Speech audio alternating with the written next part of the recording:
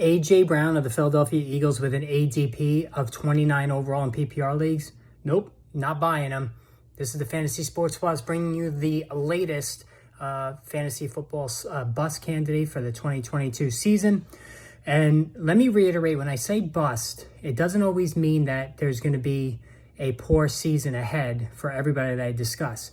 Part of being a bust is when a player is overpriced. Okay, the player could have all the talent and skill level in the world, but he's overpriced and he's in possibly a poor offensive system that's not completely tailor-made to his abilities and puts a cap on any prospective numbers. And all of that, I believe, is in play to the detriment of A.J. Brown as he makes his debut with the Philadelphia Eagles this year. Before I go any further, make sure you hit the subscribe and the like button, also the notification button, so you're made aware when new videos are posted, and also the live shows that'll be coming up throughout the course of the fantasy football season.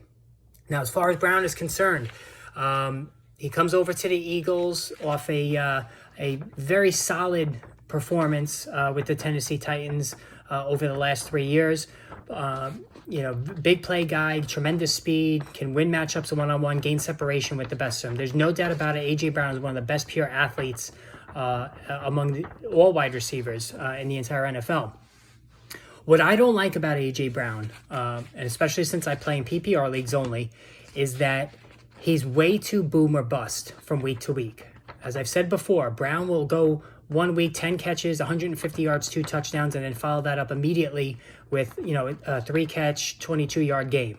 That's the MO of Brown throughout the course of his career. And even in his raw reception totals, not great. Over the last 3 years, 52 receptions in 2019, 70 receptions 2020, 63 receptions in 2021. All right, so Brown is not going to be the PPR maven that other top receivers around him are going to be. He's not going to catch 100 passes. He's not going to catch 90 passes. He's probably not even going to catch 80 passes. All right, that's just the way it goes with Brown. He's very hot and cold. All right, and that to me already is annoying. You want to have consistency among your players from week to week, and Brown doesn't give you that. All right. In addition, Brown always seems to be dealing with injuries. He's like the new Julio Jones. Julio Jones throughout his career was week to week, game to game, always had something that he was dealing with. But unlike Jones, Brown hasn't always been able to fight through it and play. His games played has been all over the map. It's very rarely do you get a full season out of A.J. Brown. And that's an issue as well. You want to have dependability in your players. And Brown will miss 1 to 2, maybe 3 games each year with some physical malady.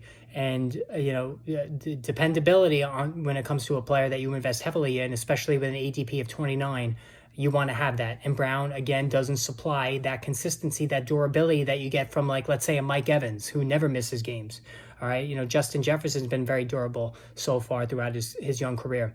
Even Keenan Allen of late, he's been very durable after battling some injuries earlier in his career. Now, the perhaps the most troubling aspect for Brown this year is that he enters a Philadelphia Eagles system where they are very run-reliant, run-dominant team.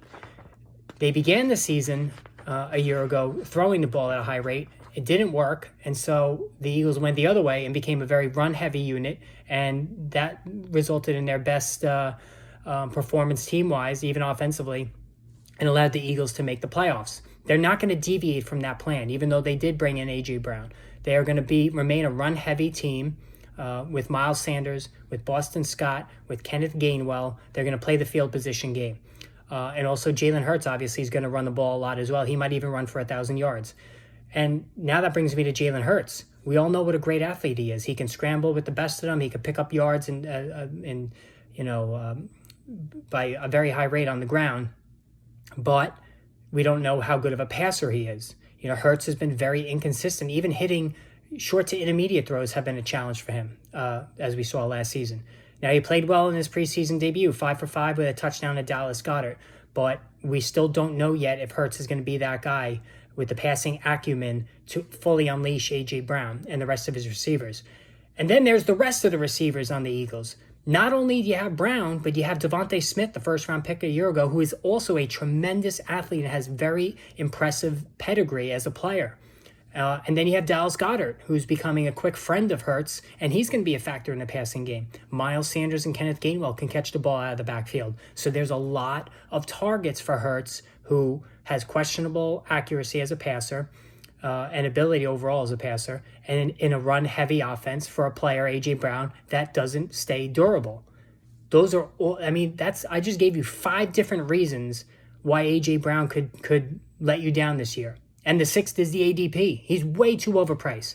I'd rather have around him, I'd rather have Mike Evans. I'd rather have Keenan Allen. I'd rather have T. Higgins. I'd rather have Michael Pittman. I'd rather have DJ Moore.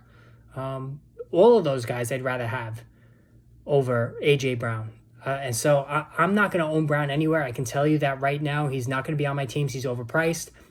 Poor offensive setup for him. He's very inconsistent week to week.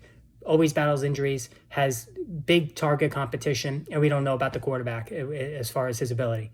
So if that doesn't convince you to avoid A.J. Brown, I don't know what will. All right, anyway, make sure you check back for more videos. I'll be posting a sleeper and a bust daily from now until the start of the season, and the live shows, the streaming shows, will be starting this Friday. I know I said last Friday. Got a little behind on some other videos. This Friday, the first football Friday of the season, will definitely will be live for sure this Friday. All right, so until we talk again, guys, take care, and yeah, we'll chat soon. Bye-bye.